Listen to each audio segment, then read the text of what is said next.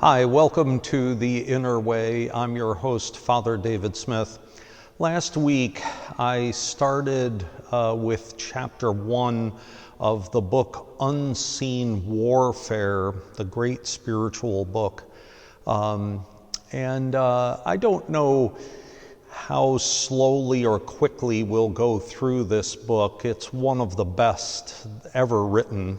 But I know that last week we did chapter 1, and this week we're doing chapter 2. So I'm not sure if we're going to go through it as slowly as we have started going through it, but certainly, especially at the beginning, it warrants some careful attention.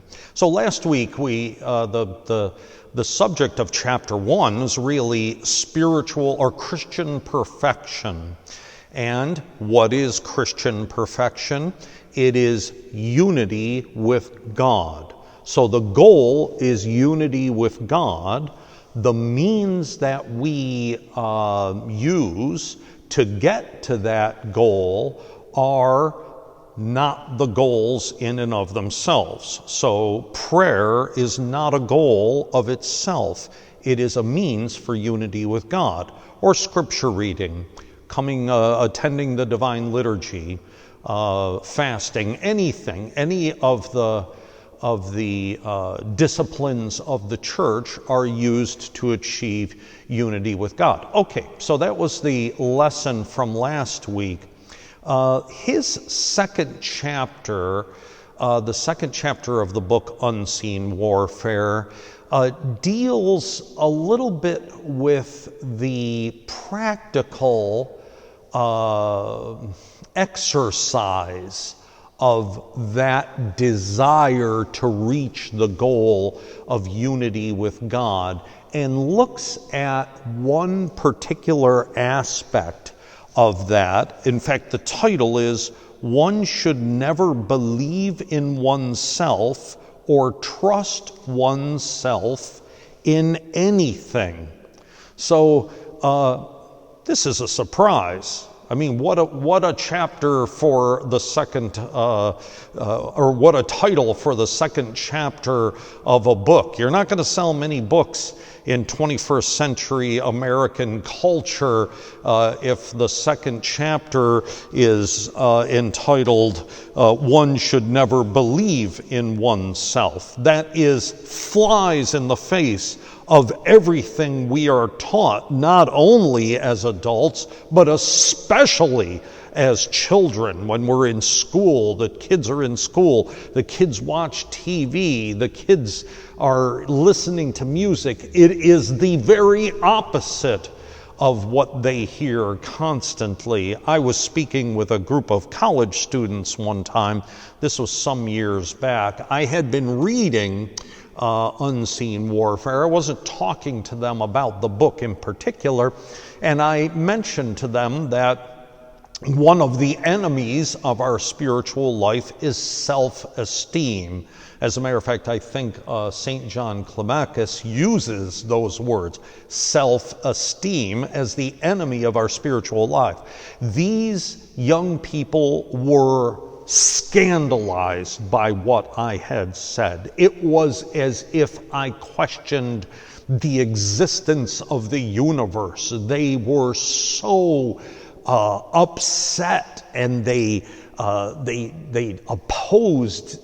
I mean, they just went on and on and on about how could I say such a thing, that we should not always be seeking self-esteem. One of the young women said, self-esteem is what brought me here to college. I was speaking with a college group. I always remember that another of the young women said, I feel sorry for your children. Presbytera and I have 4 children.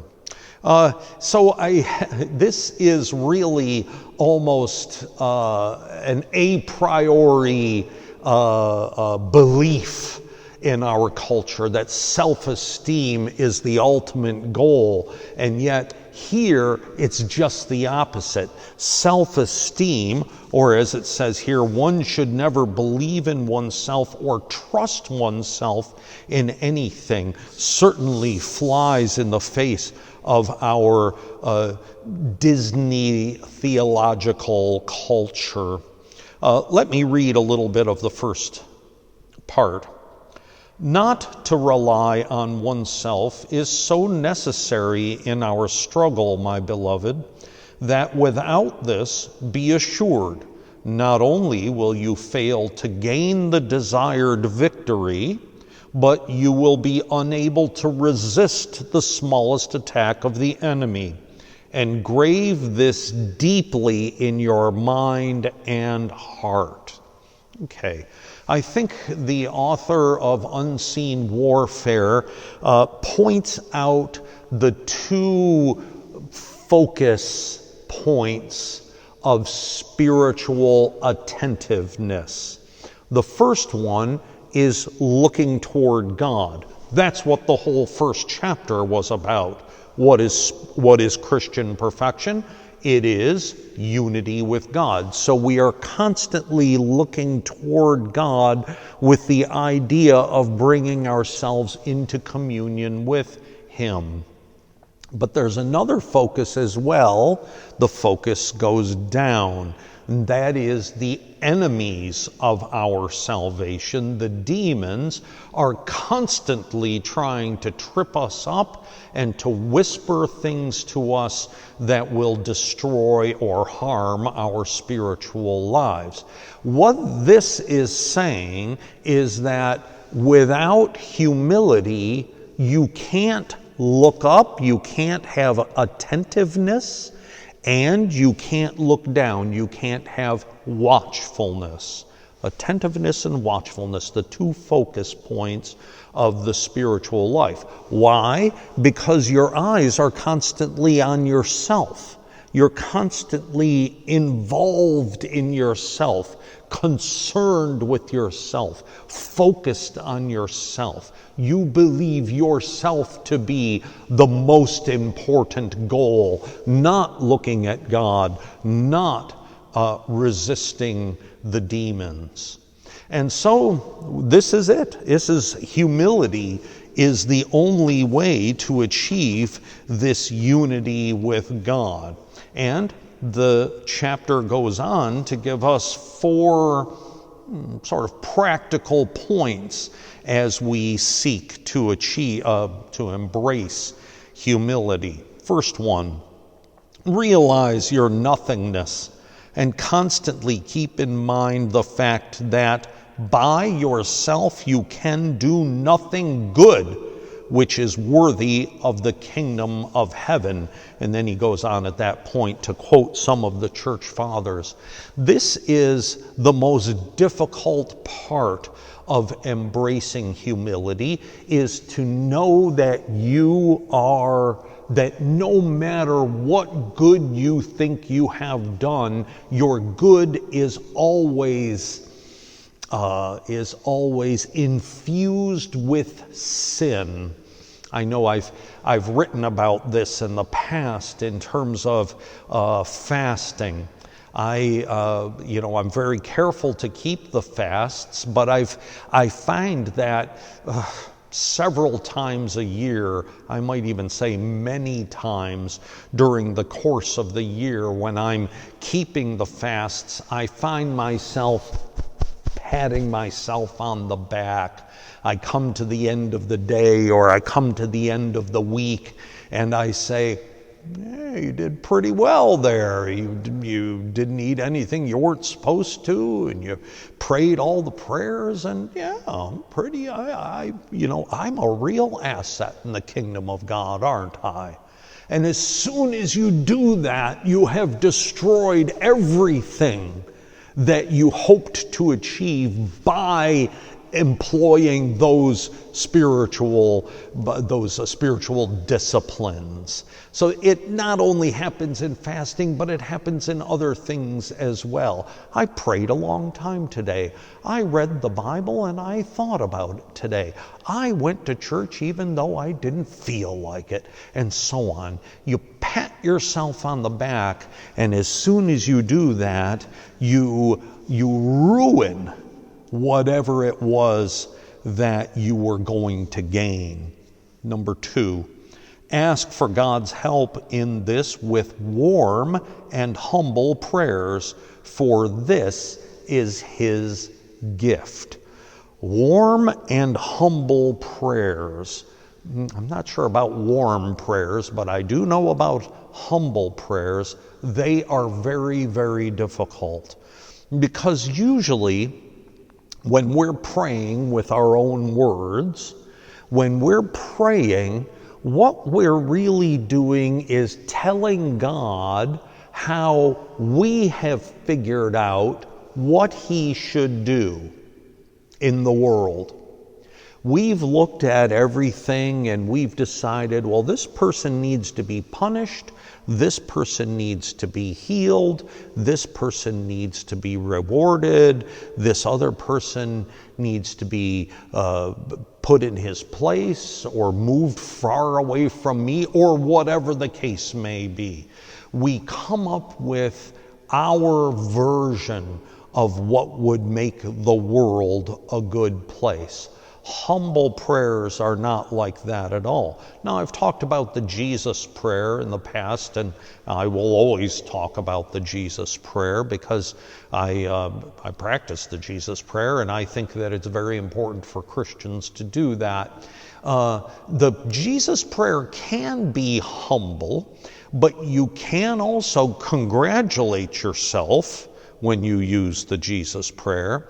The genuinely humble prayers are the times when you pray in your own words, but you seek to understand God's perspective rather than try to convince Him of your perspective. That is very, very difficult to do. I remember some years ago I was the director of a camping ministry, and there were 2 staff members that I believed it was a staff member and a counselor in training. And I was thinking about what would be the best way to put the counselors in training with the staff and so on. And I really, really thought about it hard, and I put people together where I thought they should be. And it turned out to be a wonderful summer. It turned out to be so great because the right staff trainees were with the right staff members.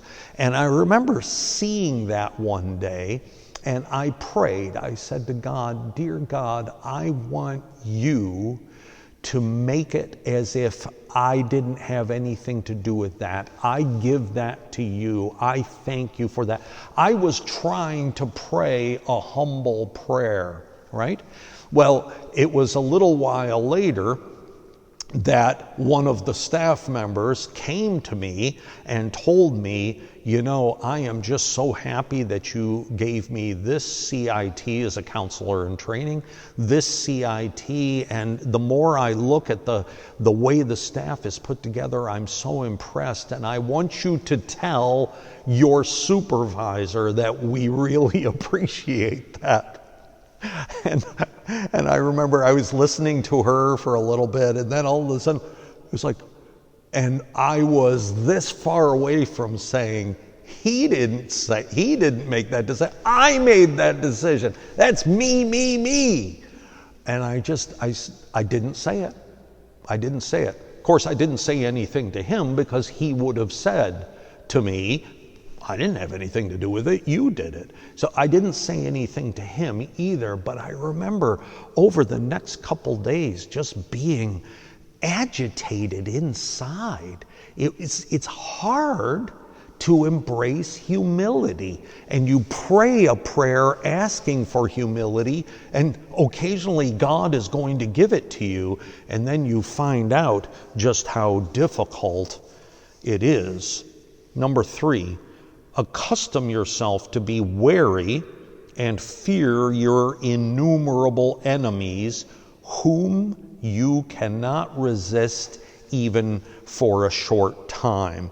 So we studied St. Ezekias some time ago. St. Ezekias talks about this a lot. The demons are countless.